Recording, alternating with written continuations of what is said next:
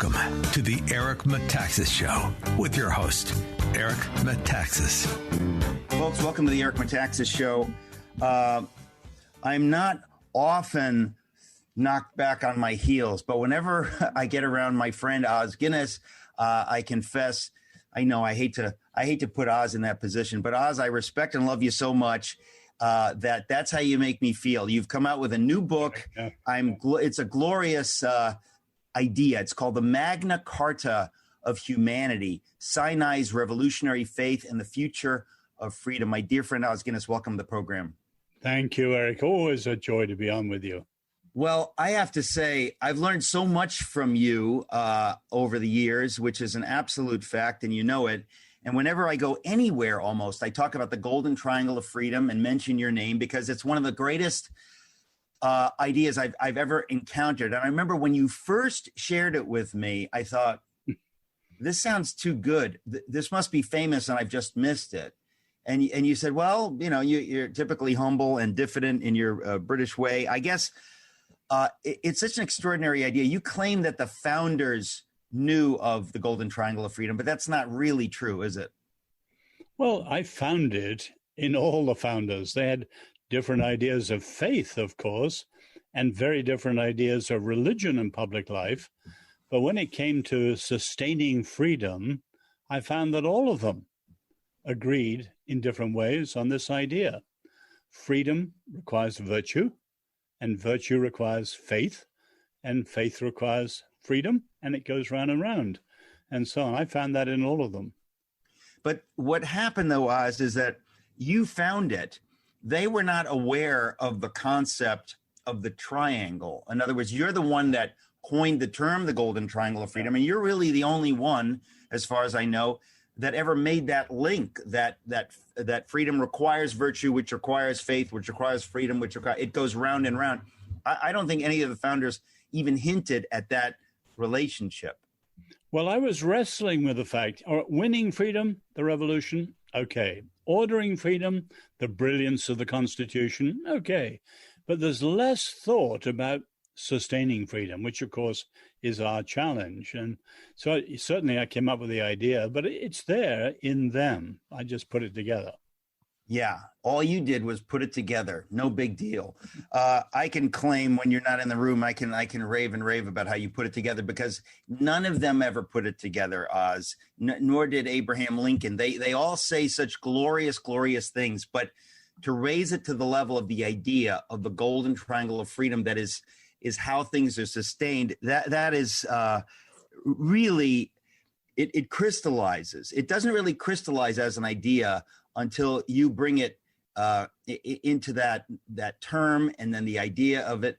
It's just so central and obvious. I put it at the center of my book, If You Can Keep It, and it's at the center of your book, A Free People's Suicide. How many books back is A Free People's Suicide? I mean, is this your third book since that or your second book since that, the new one?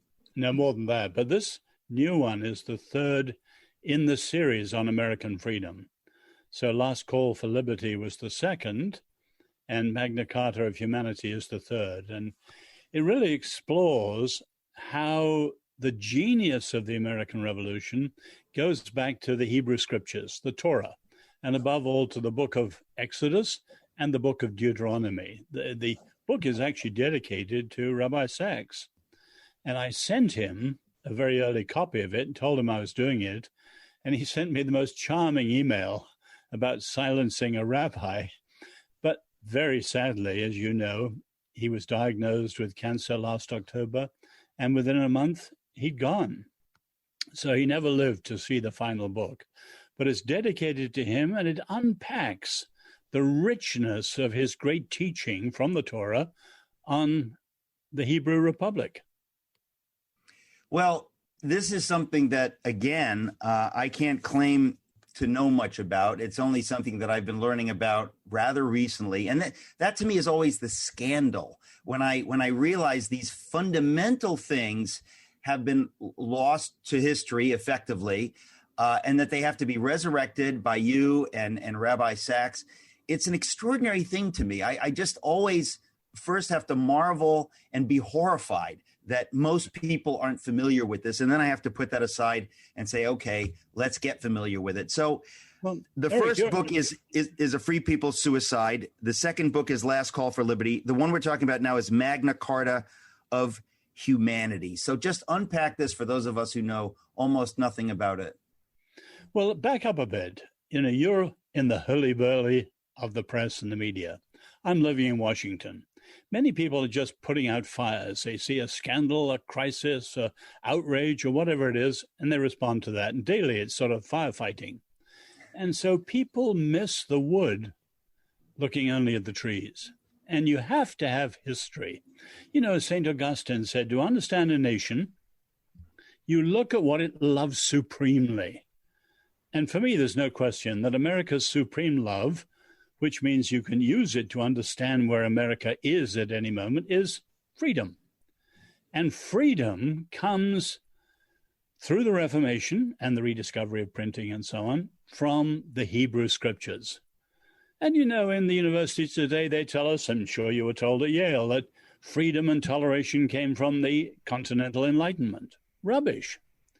Scholars like Eric Nelson at Harvard or Michael Walzer at Princeton point out the 17th century was called the biblical century. And they were fascinated, even Thomas Hobbes, an atheist, with the so-called Hebrew Republic, because you have the arrival of covenantalism, which became constitutionalism. And Americans need to understand where their revolution came from, because the tragedy today is we're switching from the American Revolution to the heirs of the French Revolution. And that switch is disastrous. Well, it's hard not to be angry when I think of, the money that people are spending at places like Yale, and not only getting something that's subpar, getting a version of history that is, in fact, genuinely erroneous. It is absolutely untrue. But this is what they're peddling. This is what they're teaching. The leaders of the nation and the culture have taken this in, and it falls to us to try to undo some of this damage. But the stakes are very high. No, absolutely. But when you say it's erroneous, you're right. But it's not as if someone's made an accidental error or left out something by mistake. No, it is quite intentional and deliberate. It's the result of the so-called Long March.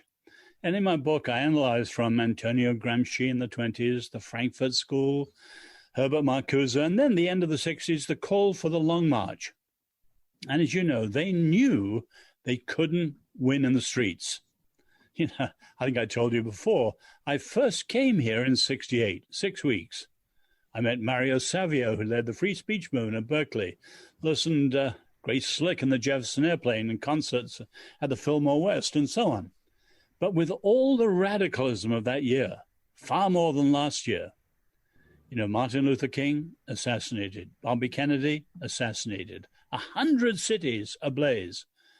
But they knew they couldn't win in the streets, so they called for the Long March through the institutions. Who coined that term? Well, it's Marcuse and Rudi Dutschke in the Red Brigade in Germany. Going back, of course, to Mao Zedong's Long March in China, but doing it culturally here. In other words, you have to win the colleges and universities, the press and the media, and the world of what they called then the culture industry, Hollywood and entertainment. Sweep around and you win the whole culture. So we think of things like, well, this year critical race studies has come up, or earlier the cancel culture and so on. But they are all the fruit of the Long March and the triumph of cultural Marxism or neo-Marxism. And people need to understand it. Because while people are facing individual this, that, and the other, schools and so on, no national leader is setting out how this has happened and what it means. And that's what I'm calling for. And I'm a foreign admirer of this country. I love it. And I love your great experiment. We've got the rest of this hour to unpack this. Folks, it couldn't be more important. If you like to read, Magna Carta of Humanity is the new book, the third in the series, Magna Carta of Humanity by Os Guinness. We'll be right back.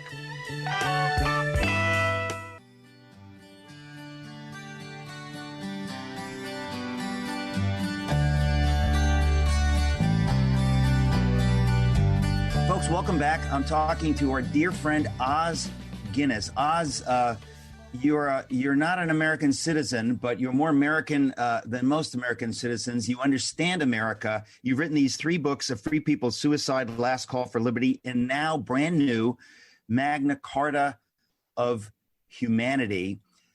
Tell us, your thesis is that the covenantal idea that we get from the Old Testament of a covenant with God being the basis of America, most people are entirely ignorant of that, and I am mostly ignorant of that. So tell us, where did this start? Was it 1620? When did this idea begin? Well, Eric, before we do that, can I just say why it's some ways easier as a foreign observer to see things? You know, Kipling used to say, "What knows he of England who only England knows?" And many Americans know America so well, they simply don't know it. So you come from the outside and you see things by force of contrast very vividly. And this book, again, let me go a little wider. This book I began when I was 7 years old. January 1949, my dad said to me, "Son, we're in trouble. Chiang Kai-shek has just abandoned the city." We were living in China's capital, and we're at the mercy of the Red Army. So I saw 2 years under the reign of terror. My own dad denounced, tried. Fortunately, they couldn't find enough evidence. But many people tried, executed by the thousands all around us. So I remember that. But that was important because many years later, I was at Oxford. And I had dinner with Sir Isaiah Berlin at All Souls College. And we discovered that he'd been a 7-year-old in the Russian Revolution in St. Petersburg, as I'd been a 7-year-old in the Chinese Revolution. And as we compared notes, we were glad that the English-speaking world stood so firmly against communism. But it was unthinkable then, this was the 1970s, that America would fall for anything to do with Marxism in any way. So it's staggering today to see how cultural Marxism has overcome so much. But do you want me to come to your question? Your question is an important one. Oh, sure. Yeah. When the church was declared the official religion of the Roman Empire, it copied, for better or worse, Roman structures. And they were hierarchical. The Caesar, the consuls, the senators, and so on. And the church had a pope and cardinals and bishops and so on. But you know, it was Lord Acton, a Catholic layman, who made the famous remark that all power tends to corrupt and absolute power corrupts absolutely. In other words, hierarchical governments corrupt themselves. When the Reformation came, not at first through Luther, but through Calvin and then Zwingli and then Bullinger, and in Scotland, John Knox, and in England, Oliver Cromwell, they went back not to Roman structures, but to the Bible. And in Exodus, the genius politically is covenant. And so that came into the thinking and into the politics. Cromwell says it's the direct parallel to what they were trying to do in the English Revolution. It failed. In England, it's called the lost cause. But what was the lost cause in England became the winning cause in New England. So it came across the Mayflower Compact is a covenant. John Winthrop on the Arbella spoke of a covenant. When John Adams wrote the first Constitution of Massachusetts, he called it a covenant. Now, what was it about the Old Testament covenant? Well, you had 3 features which put their stamp. First, freely chosen consent. 3 times it says in Exodus, all that the Lord says, we will do. Michael Walzer calls that the almost democracy. Freely chosen consent, that's where the consent of the governed comes from. Or the second idea, a morally binding pledge. The covenant is wide and lasting. It covers business and sex and relationships of all sorts. It's not narrow like a contract. And the third thing was the reciprocal responsibility of everyone for everyone. Every Jew responsible for every Jew, as the rabbis put it, or later the Three Musketeers, one for all and all for one. Now, you can immediately see it all depends on words and commitments and promise keeping. And that's the difference today. People don't want to be bound by what they said yesterday, let alone what they said 200 odd years ago, and so on. And you can see that covenantalism is behind we the people and the U.S. Constitution. It's amazing to me. Again, I always, I'm like a broken record, but I always have just to step back and say the most amazing thing of all is that we don't know this, that most people don't know this. It's so fundamental that it's frightening to me to think that most Americans are unaware of this. And so we have to say it over and over and louder, because without this as a foundation, we fall. We are in fact falling now.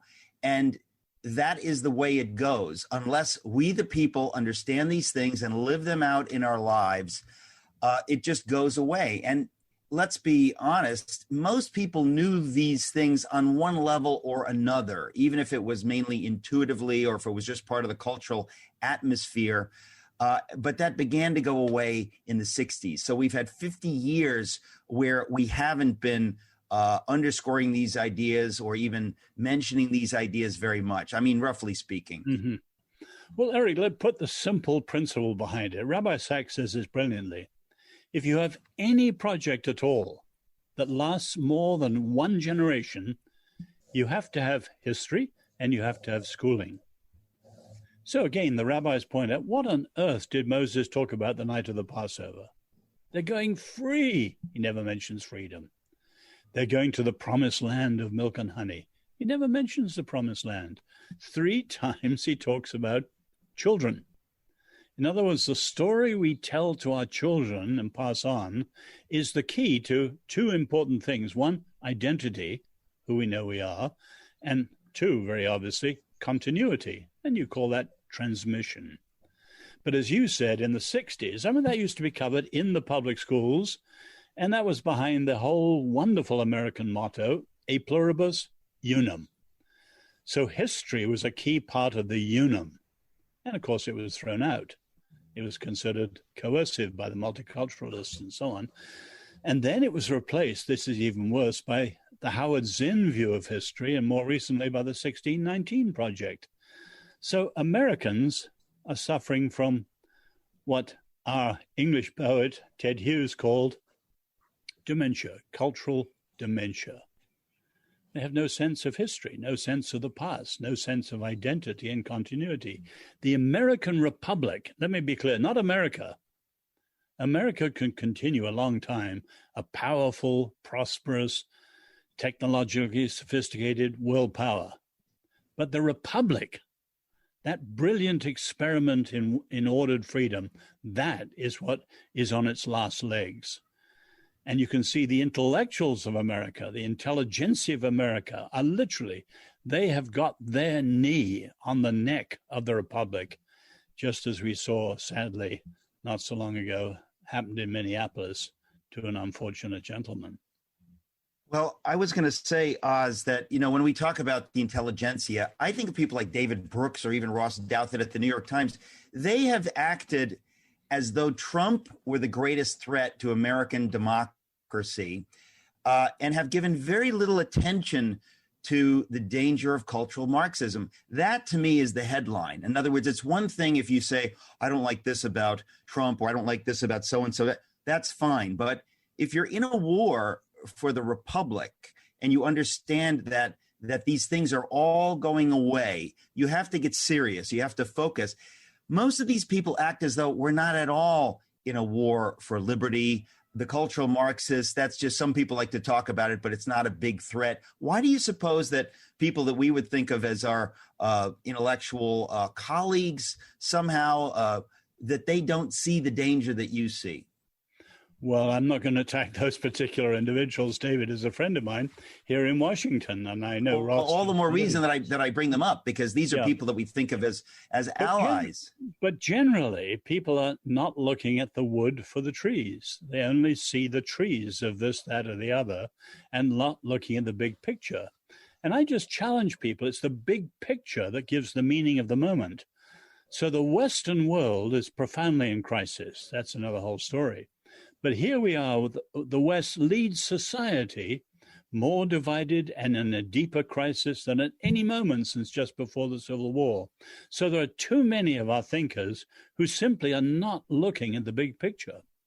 Well, I guess that's why I bring it up. We're going to go to a break here, but that is why I bring up David Brooks, because those are the people I'm most astonished by, that they don't seem to see the crisis. And they say that those who are talking about a crisis are conspiracy theorists and we have to just bat them away and everything will be fine.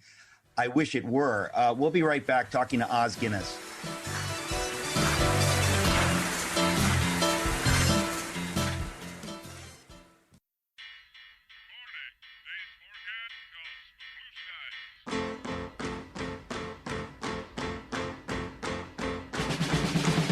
Folks, the book is The Magna Carta of Humanity by our friend Os Guinness. Os, before your book, which is brand new, Magna Carta of Humanity, it's the third in the series, Free People, Suicide, Last Call for Liberty, and now this one. Other than Magna Carta for Humanity, where would we look to find an explanation of this idea? How far back do we have to go? Well, this year, for example, you've got Leon Kass, who was such a wonderful influence in George W. Bush's administration. He's got a magnificent new book out, Leon Kass. I think it's called The Founding of God's People, which is his commentary. He had another commentary on Genesis. It's his commentary on Exodus. It's extremely good. But I owe more to Rabbi Sacks. And if you take his commentaries on the Torah, which are just magnificent, they're called Covenant and Conversation, and then each of the five, the one on Exodus is the best on what we're talking about. It's called Covenant and Conversation, Exodus, the Book of Redemption. It is brilliant on the way Exodus puts out this idea of covenant, freedom, justice, and so on and so on. It's still amazing to me. I don't know if I'll ever get over it, that these ideas are so fundamental. You really cannot overstate how fundamental they are to most that we hold dear.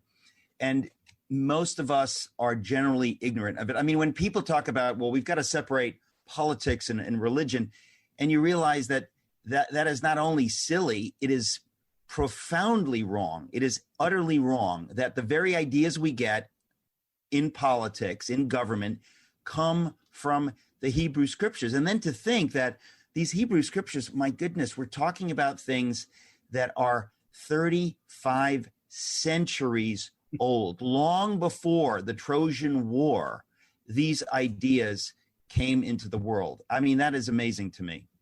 But again, Eric, I love the fact you have thinkers on your program, which not every program does.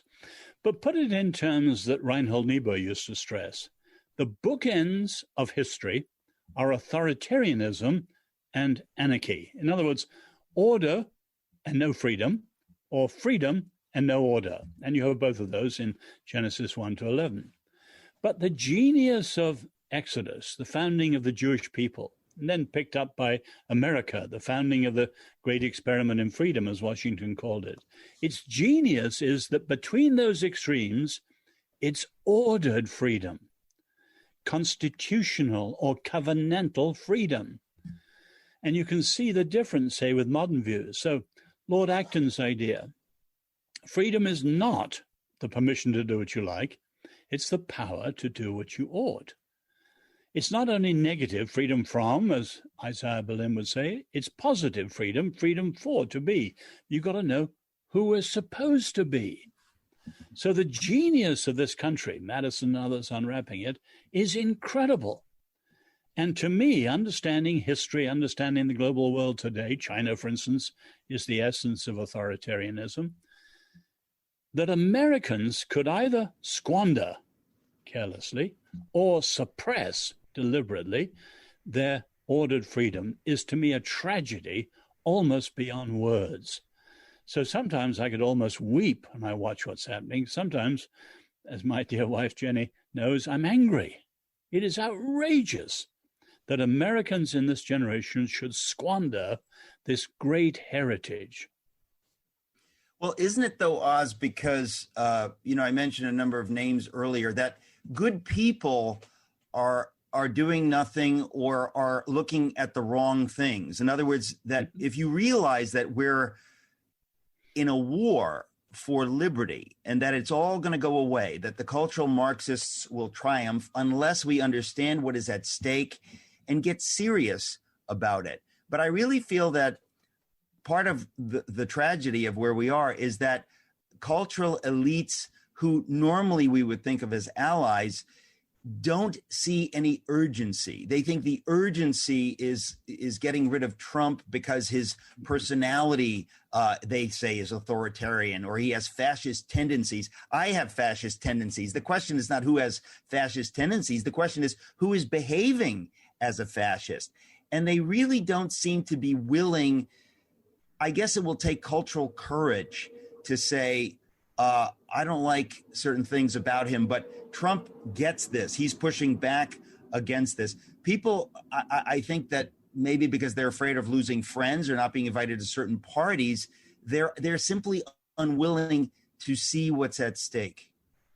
Eric, you know the old maxim of Max Dupree about leadership. The first duty of a leader is to define reality. In other words, leaders should be strategic. And as you know, as a Greek, the word strategos is the word for general. The leader should have that general-like hawk's eye view of reality.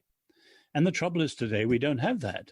So again, I say it's putting out fires constantly and commenting on yesterday's scandal or yesterday's outrage or whatever. Whereas a Lincoln, you read his speeches, or I as a boy used to listen to my hero Churchill. Incredible grasp of history and of the present situation. And that's what's missing. So Lincoln addresses the evils, slavery.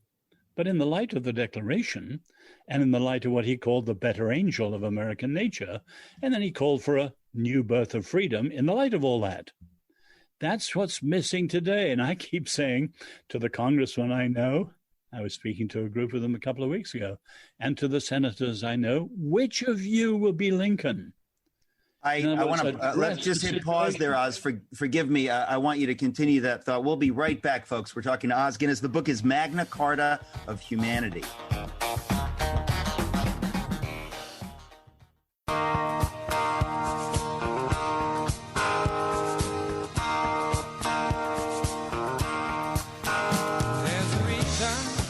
Folks, we're talking to our friend Os Guinness. The book is Magna Carta of Humanity. Oz, I've heard you say this many times. Who will be our Lincoln? I don't see anyone on the horizon just yet. I don't know. I think that there is something Churchillian that I saw in Trump. I know that he was not Churchill's equal. He is not Churchill's equal intellectually, but we need a fighter. And I'm just astonished at many. I mentioned names earlier. I could mention Mike Pence or others who I think so well of, but I don't think that they understood what is at stake somehow. Very few do, in my opinion. But Eric, let me bring where I end my book. Here we are in 2021. I would summarize the challenge to America in 3 words. Revolution, ? Oligarchy, ? Homecoming, ? Revolution's obvious, all that we mean by the threat of the radical left cultural Marxism. And I would say from the bottom of my heart, please God, no. I've seen it in my own life in China and the thousands and later millions who were killed. Please God, no. Revolution has never worked. And the oppression never ends. Let's be clear about that. No starry-eyed nonsense of people are drinking the Kool-Aid. How about oligarchy? With traditional liberalism hollowed out, what we've seen is a huge consolidation of politics, bureaucracy, the media, entertainment, woke business, and all these things, creating an oligarchy. And the gap between the ruled and the rulers and the world of the elites and the best and brightest is appalling. America is closer to your Greek-style oligarchy than to a democracy, and we better see that very clearly. And then, of course, the third one, which is the one I'd support, homecoming. As you know, the Greek word metanoia means an about turn of heart, mind, and spirit, but the Hebrew word teshuvah adds another dimension. In other words, to go wrong is to be alienated and to find yourself eventually in exile. And to sort of come back through turning around is homecoming. America needs to come home to the best of its first principles. Well, as usual, that's really well put and very hopeful. I guess, Oz, this book, Magna Carta of Humanity, I wish that homeschoolers, seniors in high school would read these books, would be forced to read these books and struggle with what's in them, because if we don't teach these ideas to our kids, all is lost. But right now, if we don't turn around now, in other words, I don't think we have 10 years. I think that we're in such a crisis that we really have to do something immediately. And I don't know. I've never seen, listen, so many evangelicals that you and I would consider friends, they're in bed with the woke madness. They have leaned in that direction. They don't seem to have the intellectual ballast to understand what is happening. So it's a strange time right now where people, whether outspoken conservatives or outspoken evangelicals, even they not only don't get it, but seem to be leaning in the wrong direction. Well, many of them have no sense of history and no attempt at the big picture. You know, this is one place where Nietzsche, with whom we disagree at many, many points, was right. He said, to understand ideas, you need to know their genealogy, their family tree, where they come from. So both the sexual revolution and cultural Marxism come from the same place. I mean, quite literally, the Palais Royal in Paris, where many of these ideas came from. They are the heirs of the French Revolution.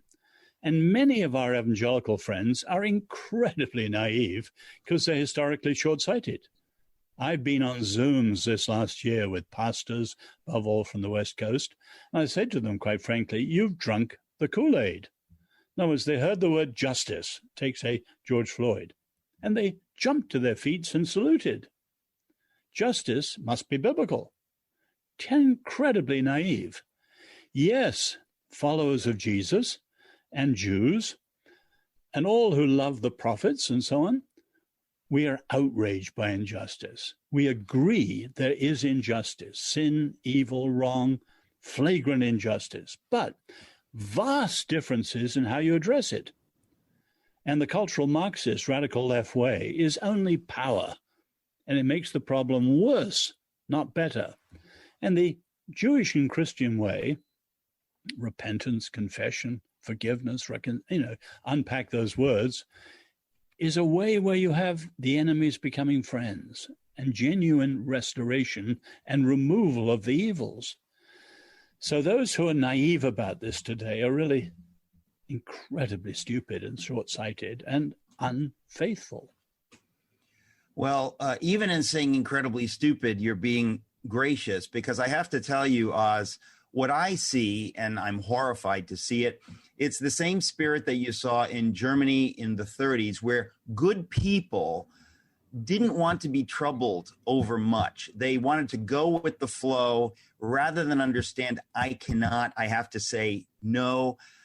And they went with the flow. And I see many evangelicals today going with the flow, because to them, it's much worse to say, oh, I voted for Trump or something like that. That to them is unthinkable. People will wrinkle their eyebrows at them. They would much rather just go with the flow and support culturally Marxist organizations like BLM. That to me, it's an issue of, it's a lack of courage. It's a lack of understanding, but principally it's a lack of courage, because it does take some courage to say, I don't care what the results are, what people think, this is right. That to me is what's lacking in a lot of leading pastors. I couldn't agree with you more. When I say stupid, I mean foolish. And of course, folly is very close to the idea of danger. So, my wife has said to me for 10 years, what must it have been like in the 1930s in Germany and so on? So, and take an example. I talk widely in Christian circles as well as others, but people say to me, well, the early church didn't really get involved. And I think that's an incredibly foolish idea. Actually, we've got to pause there because that is a big idea. And I'm very glad you brought that up. Folks, we're talking to Os Guinness. When we come back, we'll continue talking about Magna Carta of Humanity, the new book, and the early church. Don't go away.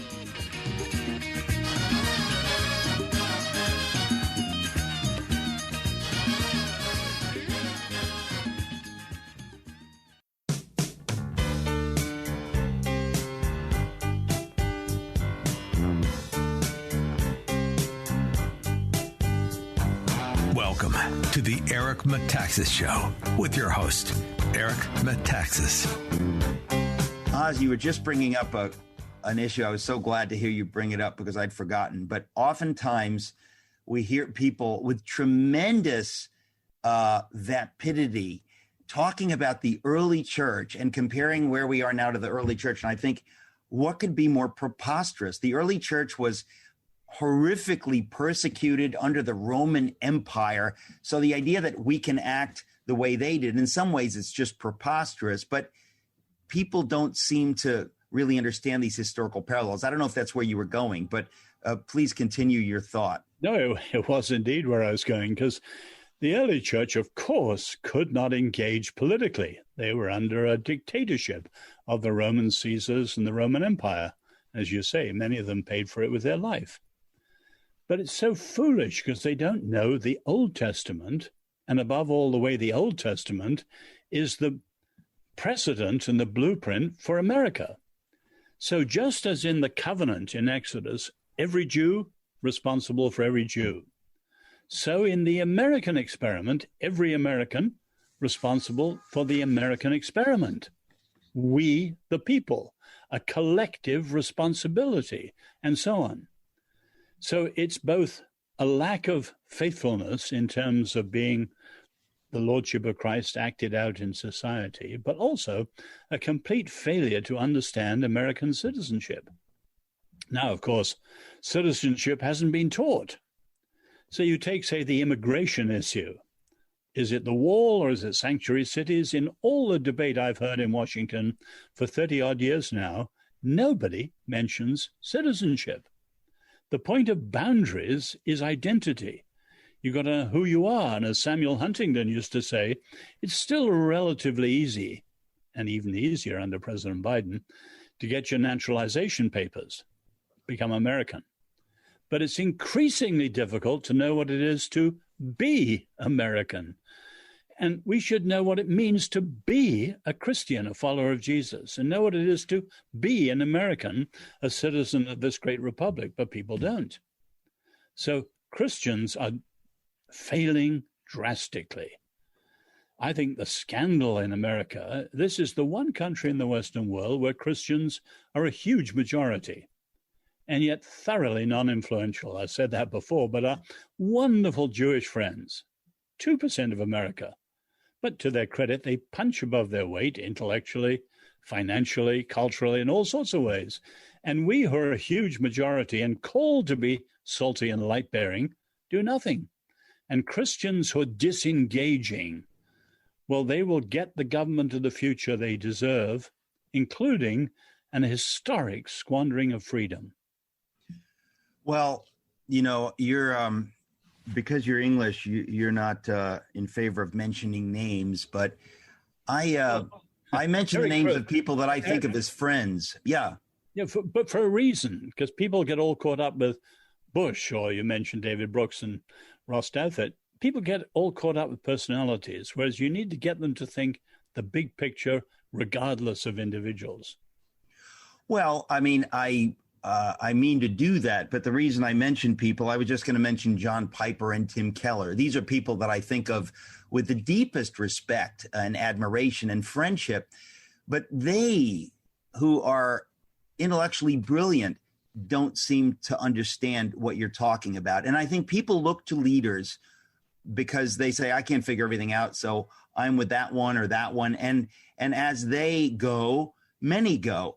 And I think that that's fascinating to me, that we have people like that who don't seem to see what's at stake. Or, I mean, in the case of maybe John Piper or John MacArthur, it's almost as if they like the idea of persecution. It's a pure kind of Christianity, maybe, in their minds. They don't say that, but they seem to act as though, the kingdom of God has to be divorced. The faith has to be divorced from these petty political things, and that it's theologically maybe beneath them to make those connections. That's kind of what I pick up. It's the only way I can explain what I see. No, I agree with you. And, they might agree with you and me, and I am free to agree with them. But we're all challenged to go back to, those of us who are Christians, to understand the roots of our faith and all its consequences. And those of you who are Americans, I'm a Myra, to go back and understand what it should be. And many people can't do that today, which is really quite extraordinary. So I'm agreeing with you. But it's just so strange because, folks that I've mentioned, they're all tremendously influential. And I think that the issue really becomes that maybe they don't appreciate, I'm sure they don't appreciate what's at stake. I think a lot of people, the never Trumpers, they all seem to act as though everything's fine. We're not at any kind of a precipice. Everything will go back to normal. They don't seem to be horrified at the idea that if Hillary Clinton had been elected, whatever you think of her as a person, what she represented is bringing in justices of the Supreme Court. She could have nominated 3 they're not just maybe not entirely dependable. They're perfectly dependable to vote with those who are not originalists, who are not constitutionalists. That is a deep, fundamental, structural danger to everything we have. But there are plenty of people, brilliant people, who don't seem to have appreciated that danger. That's what doesn't make sense to me. No, I'm with you. It's the old frog in the kettle syndrome again. As I said, I grew up in China. I have zero naivety about Marxism. When I was a student and later after I got married and so on, used to visit Russia, the Soviet Union, and the people who were oppressed in East Germany and Czechoslovakia and Poland and so on. So I have seen how Marxism works. And let's be absolutely clear, whether it's that or the collapse of democracy. You had, this last week, the Secretary of State telling people around the world about the importance of independent journalism. The sheer rank hypocrisy of the same party squelching journalism and its freedom in this country. Yes, I think we're at a most extraordinary moment. But for myself, I try and broaden it without personalities. And I think if, the former president was still in power, I would say over specific policies, thank God for this, that, and the other. He did many wonderful things. And he, as you said, had a instinctual awareness of what was wrong on the other side. But we should have also said, Mr. President, your discourse, your language, your tweets, demeaning people, insulting people, that's what the Hebrew scriptures would call evil speech, and the rabbis would call tantamount to murder. In other words, Christians should have challenged him as well as congratulated him. And I think if we'd done both well, we wouldn't be tarnished today. So I try and keep it away from the personalities to get people back to thinking first principles. That's what's at stake. Well, I certainly agree with you, Oz. The only place where I would differ, I think, is that because Trump was so outrageously attacked, I've never seen anything like it. I just thought, what can I possibly add? It's like somebody is being hit by artillery and you're there with a pea shooter to point out something. It doesn't, I've never seen anything like it. And so I just don't know how it would have helped. But I mean, obviously, I agree with you, and that's it's an issue. We'll see. Well, let me turn it around, Eric. Let me turn it around. If you go back to the scriptures, old and new, notions like human worth, made in the image of God, truth, words, freedom, justice, peace, these all have an incredible richness and depth that is unrivaled. I mean, you take our atheist friends, they have no grounding for freedom. Or we take our friends on the left, or our opponents on the left. They talk justice, but their views go in entirely different directions. Christians, certainly Jews too, we should go out with confidence, get off the back foot. This is a time when the good news of the Bible as a whole, and certainly Jesus, is the best news ever for humanity. Let's leave it there. We'll be right back, folks. I'm talking to Os Guinness. The book is Magna Carta of Humanity. Please get a copy.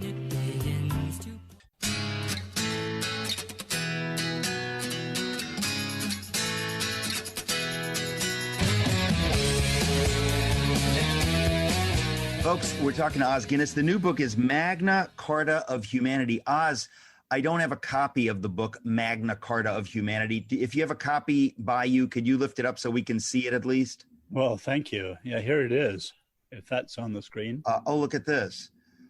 Lift it up a little higher. Sinai's Revolutionary Faith and the Future of Freedom. Thank you. All right. I'm still astonished that what we have goes back to Moses. I mean, it's an amazing thing. If you go around the state capitals in America, you will see murals of Moses holding up the law, but it hasn't been taught for 50 years. You certainly will not hear it in public discourse. The leading pastors in America don't mention this or don't seem to mention this. I don't hear the sermons of some of the leading pastors in America, but they don't seem to mention it, and they seem to be drifting along with a kind of, now it's a woke narrative that would expunge the biblical roots of America. In fact, they hardly ever talk about patriotism, as though, because some people call that a dirty word or think of it in negative ways, even they won't mention it. They don't want to touch on anything that might smack of, chest beating nationalism. It's really kind of pathetic in a way that they have allowed themselves to go that far, because what you're saying is this is inescapable. This is at the heart of every good thing that we have in the nation. Absolutely. It's unique, it's original, it's distinctive, and it's an incredible answer for humanity. So I argue in the book that this notion is the once and future key to freedom, in the sense you don't understand the American experiment. It's inexplicable without understanding, say, the covenant. But equally, you can't have freedom in the future in any solid way without understanding it. So we who care about humanity, care about justice, freedom, words, and these things, we need to explore them and then go out with courage and declare these things and argue with them and prevail in arguments against either the crazies on the left or whoever else doesn't want to understand them. This is an incredible moment for humanity. Well, I mean, again, you don't like to mention names, but I think that the New York Times has pushed the 1619 Project. They have been at the forefront of this wicked rewriting of truth and fact and history. The New York Times, we have friends that work at the New York Times that have prominent names and pedigrees at the New York Times.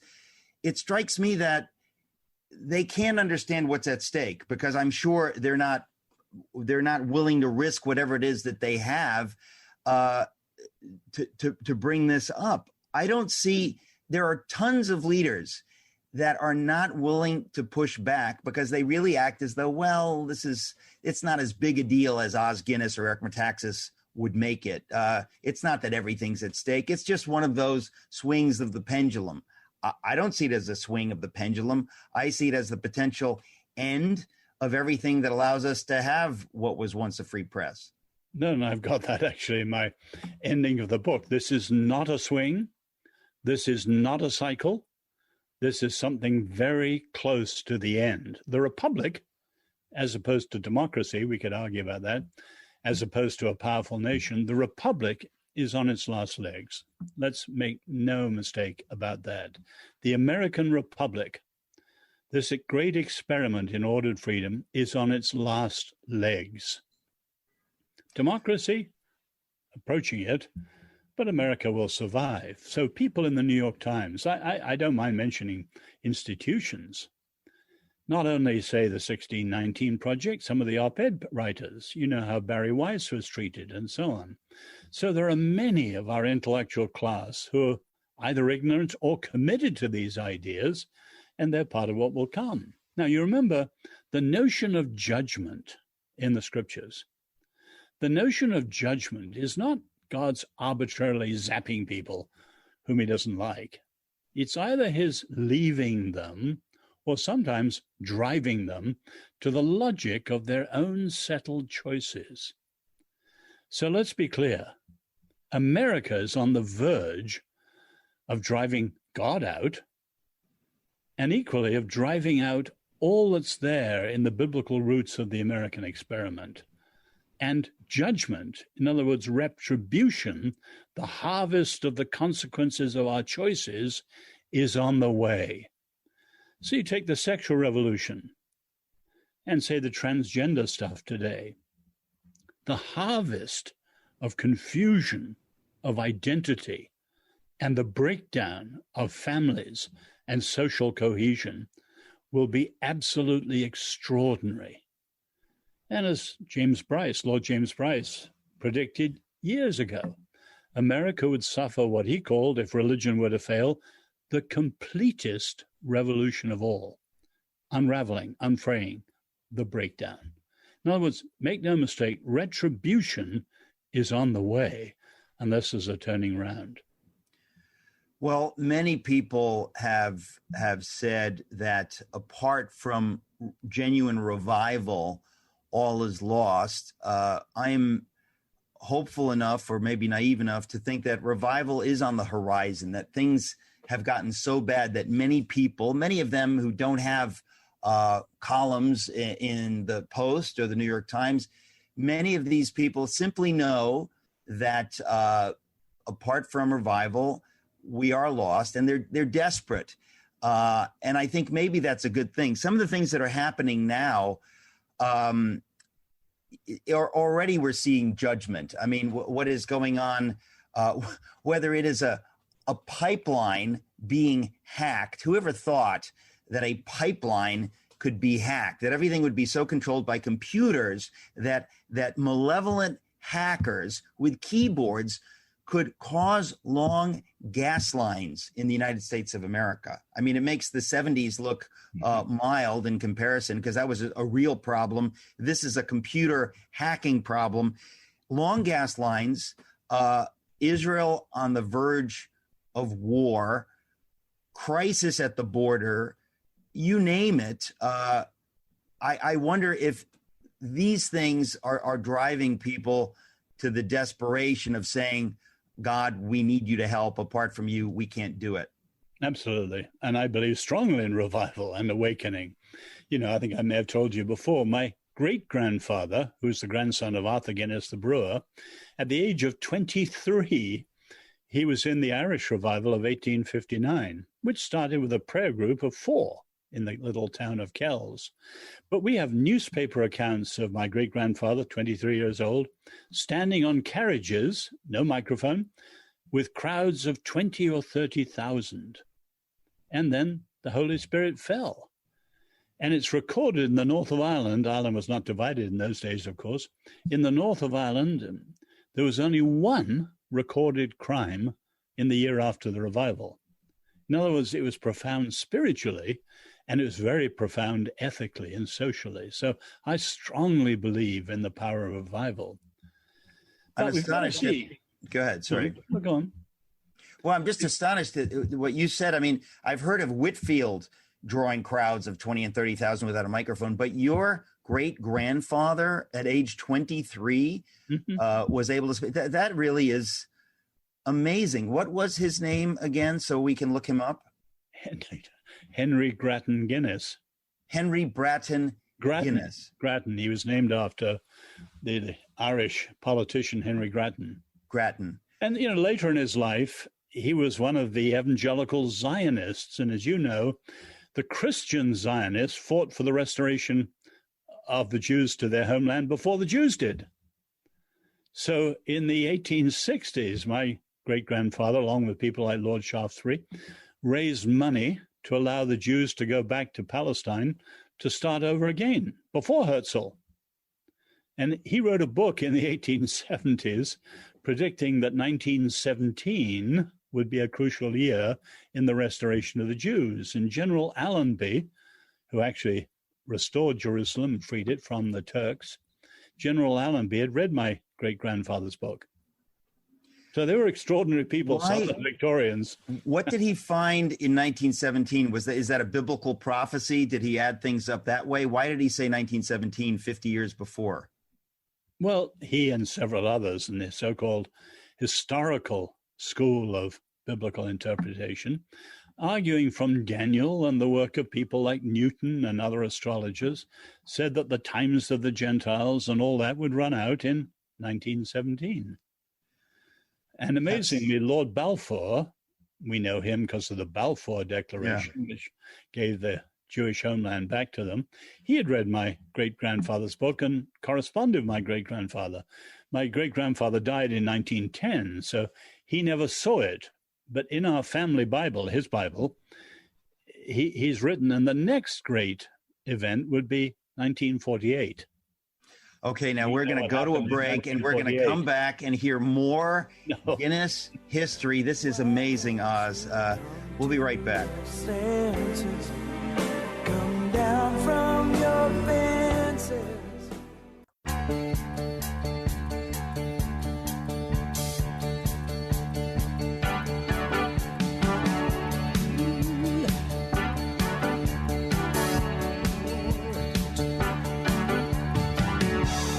Folks, the book is Magna Carta of Humanity. It's the third in the series, beginning with Free People's Suicide and Last Call for Liberty. Oz Guinness, my guest. Oz, it's funny. I have to have friends on my radio program to learn things because we never seem to have enough time.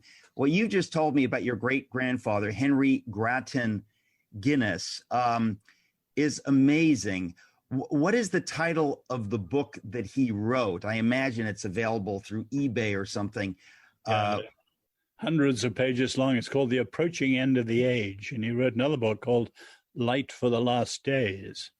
Now, a lot of that notion was discredited by the so-called futurist predictions of, people like Hal Lindsey in the 1960s. So it's under a cloud today. But my great-grandfather got it right twice. And not only that, his writings were very significant behind General Allenby and the liberation of Jerusalem. So he was a passionate supporter of the Jewish people. And as you know, the tragedy of the church is its persecution of the Jews horrendously. The Catholic Inquisitions or the Orthodox pogroms in Russia. But thank God that the Reformation, Luther was terrible, but Calvin and then Cromwell and then the Dutch above all, and then people like William Wilberforce, as you know, and then Lord Shaftesbury and my great-grandfather, they were champions of the Jews.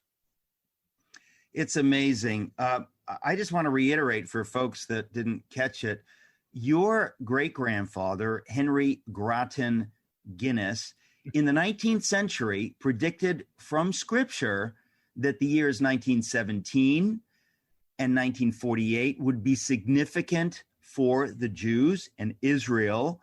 Of course, 17 is the Balfour Declaration. 48 is the founding of the modern state of Israel. It's incredible that in the 19th century, your great-grandfather, using Scripture, predicted those dates. Did he say anything else? I'm just fascinated to hear this. Yeah. He said a lot of other things, but those were the key ones that stood out. His astrological tables are still used in many astronomies today and so on. Anyway. Now, when you say astrological, a lot of people, red flags will go up. What do you mean by that? Astronomical, I should have said, not astrological. You meant astronomical. Astronomical. And how does he get into astronomy? In other words, I don't know that I've heard how that comes into the picture. Well, the Reformation and Isaac Newton and many people, explored all the book of Daniel, the book of Revelation, and all that in the light of astronomy. And one of the key breakthroughs was when a Swiss astronomer, I think his name was Chézeau, understood how the solar and the lunar calendars converged on certain years, and it fits in. I'm not an expert in any of that and actually have very little interest in it, although I'm amazed by my character of a great-grandfather. In his early years, he was an evangelist.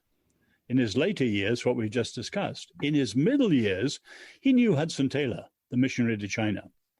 And when he was 30, he said to Hudson Taylor, I want to volunteer to go to China with you. Hudson Taylor said, no. At 30, you're too old for China. The rigors are too much. But Hudson Taylor said to him, stay at home and send out missionaries. So he founded the first modern missionary training college.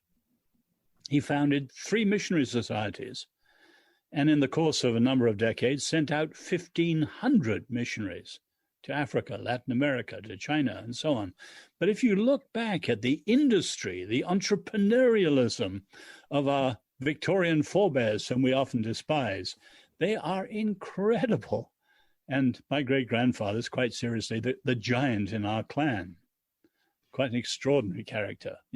His wife said he was always brooding on great schemes. A great entrepreneur of faith. It's truly amazing. I mean, I know that in your background you have the brewery family and then the missionaries, but I've never heard this side of it. But the brewers were Christian. I know, but I also know that they were out and out missionaries, but I've never heard until now of your great grandfather. You said he died in 1910. In 1910, yes. His son was one of the leading reformers against the horrors of the Belgian Congo.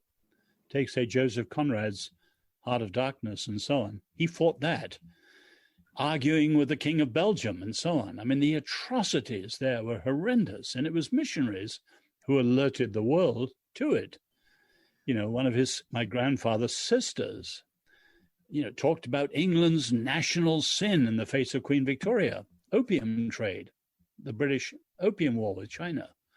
In other words, the Christians were the reformers, as you know well. It wasn't just Wilberforce.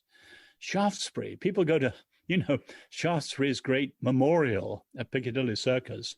People think it's Eros, the god of frivolous love. It's actually a statue of Anti-Eros, the god of caring love. And at the bottom of the statue, you can read why. It's a tribute to Lord Shaftesbury, the poor man's earl who cared for the poor. It's just, it's amazing. We're going to go to another break, folks. I have the privilege of some time today with Os Guinness. The book is Magna Carta of Humanity. The previous books in this trilogy, Last Call for Liberty, and the first one, Free People's Suicide. Please check them out. We'll be right back. Counting in a garage by the motorway. He was born upon the two upon on a Christmas day. Once there's a way to get back homeward. Os Guinness is my guest. The book is Magna Carta of Humanity. Os, I want to get back to that, but not before I ask you to connect the dots. You mentioned your great-grandfather, Henry Grattan Guinness. You mentioned your grandfather and his sister. What was his name? My grandfather was called Whitfield, after the great George Whitfield.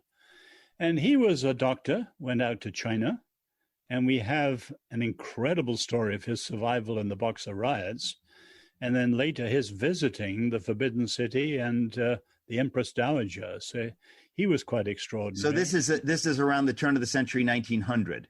He survived that in 1900, and he died of typhus as a doctor in China. He was treating someone no one else would treat and tragically caught the disease himself.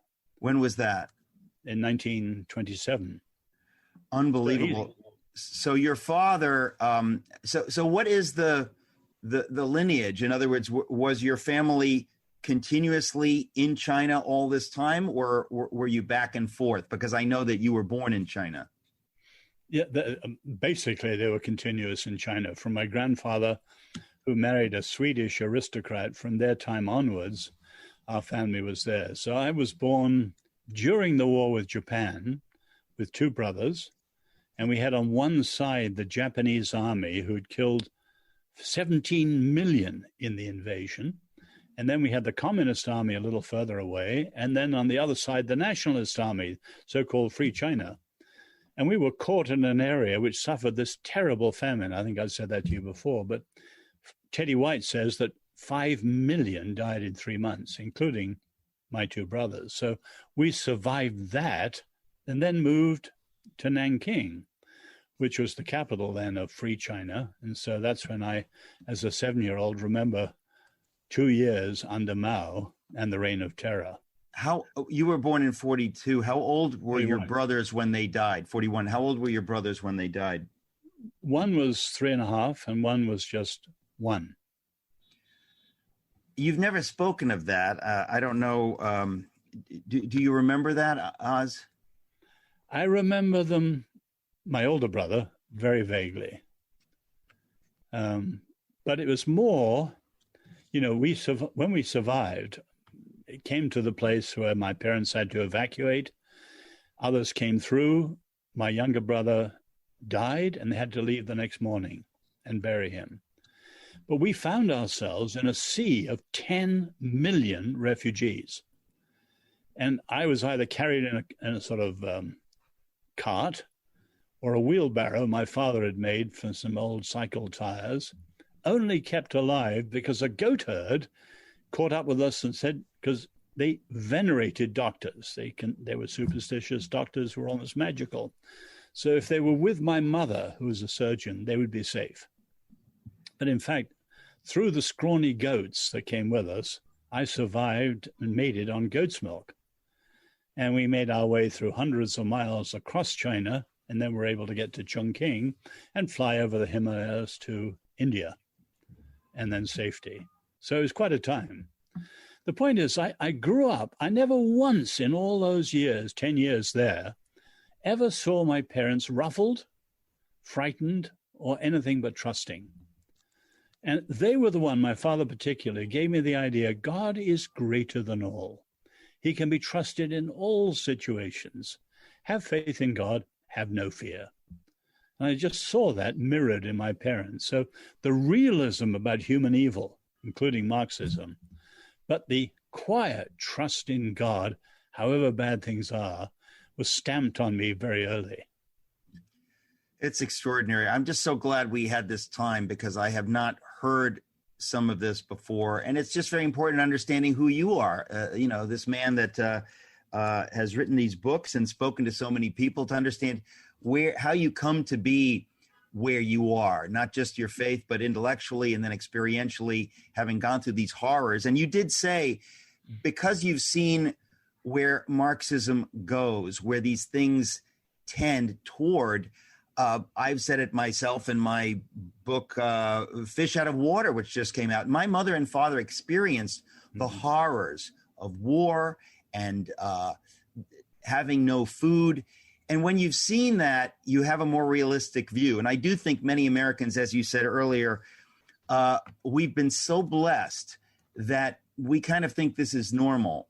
And what we have here is not normal, and it's going away. And if we don't understand it, and if we don't understand what it takes to keep the republic, it will go away. And so, you and I are doing our best to help people understand that this isn't normal, that we've been mightily blessed, and we're going to squander it. We're in the process of squandering it unless we understand what it is that we have to preserve. So the book is Magna Carta of Humanity. Oz, we've just got a few minutes in this segment and then one short segment. What have we not yet covered about the book Magna Carta of Humanity? Well, I would urge people to wrestle and explore freedom.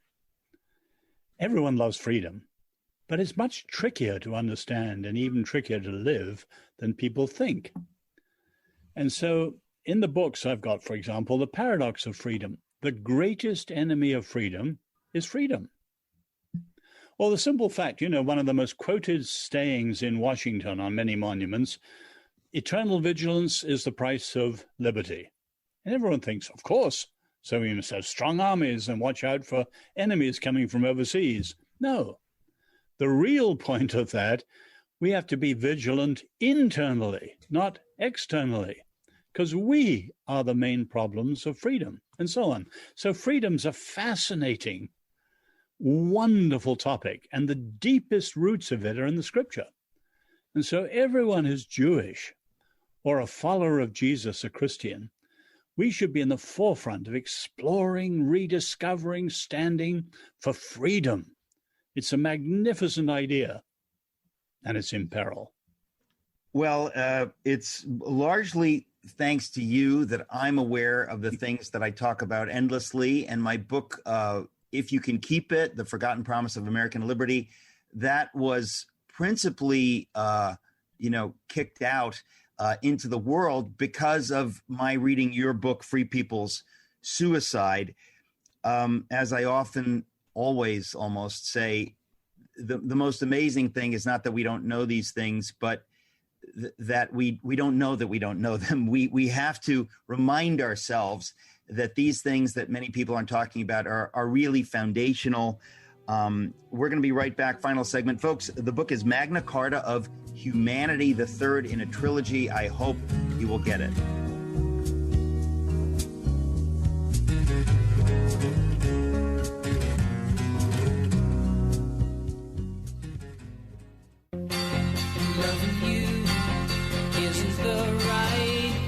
Folks, I'm still talking to Os Guinness. Wonderful to have this time, Os. Thank you. You wanted to touch on the issue of justice. Would you do that? Well, so many people hearing the word justice, as I said, jump to their feet and salute. And they don't examine the thinking, the processes behind the radical left. So as you know, if we read their stuff, what they do is analyze discourse. Who's the majority? Who's the minority? Who are the oppressors? Who's the victim? And the victim is usually not an individual considered precious for himself, but rather a prop or a pawn, weaponized in order to try and overthrow the status quo. But if you examine their thinking, basically it's all about power and groups. And you set up a power conflict which will only end, as the Romans put it, in the peace of despotism. In other words, when you have a power able to put down all other powers, authoritarian. And so the logic of the radical left is authoritarianism. And as we know with modern technology, that means totalitarianism.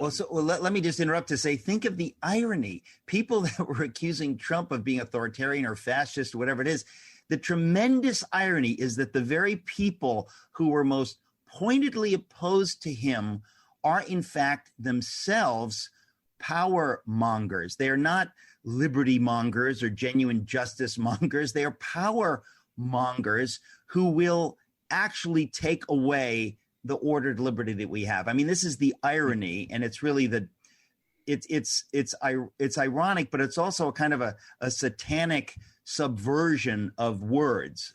Absolutely. Now, viewed from outside or above, it's irony. You're exactly right. But viewed, as it were, face to face, it's hypocrisy. In other words, they criticize everyone but themselves. And if critical theory was to criticize critical theory, we would expose it for what it is. It's hypocritical, it's evil. As I say again and again, the revolutions never work and the oppression never ends. Beware. And we need people. I was talking to a friend in England this morning who had written cautions about Black Lives Matter and wokeness. And I said, cautions? No. You need to look at what it really is in the white of the eye and name it for what it is. It is evil. Os Guinness calls BLM evil. Headline.